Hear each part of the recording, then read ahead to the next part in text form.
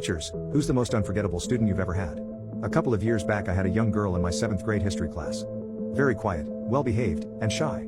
A week or two into the school year, I did my annual reshuffling of the seating arrangement in order to split up students who would distract each other. Inevitably the good kids, like this young lady, end up as buffers and have to put up with the antics of their less mature classmates. I felt bad that this quiet kid had to sit by the loudmouth, so I made an effort to speak to her and apologize for her classmate. Her response was an awkward giggle, too shy to really respond to me.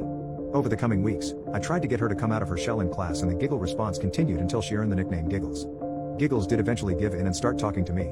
By the holidays, I knew I was her favorite teacher, not because Giggles told me, but because her mother thanked me for being so kind to her daughter. She grew to be more confident in her quirky side and worked hard for me in class.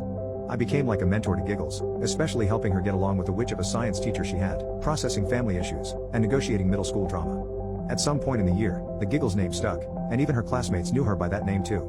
The end of the year came, and on the last day, she asked me if she could give me a hug. My rule is I will never initiate one, but won't turn one down either. I didn't teach Giggles in 8th grade, but still got visits in the hallway almost daily. One time I was having a particularly bad day and was not in a good mood. I heard a high-pitched Mr. H. from down the hall and saw Giggles heading my way.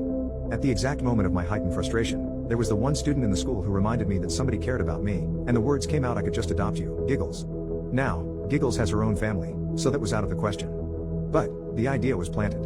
I went from curiosity, to denial, to interest, to taking action. Now, almost 2 years later, I am weeks away from starting my family. I'm going to be bringing home a sibling pair of preteens from foster care, drastically changing my life and theirs. Unfortunately, Giggles went to high school before I finally decided this was going to be my life choice, and I never got to tell her about her role in the decision, but I will absolutely tell my children about the student who led me to becoming a dad.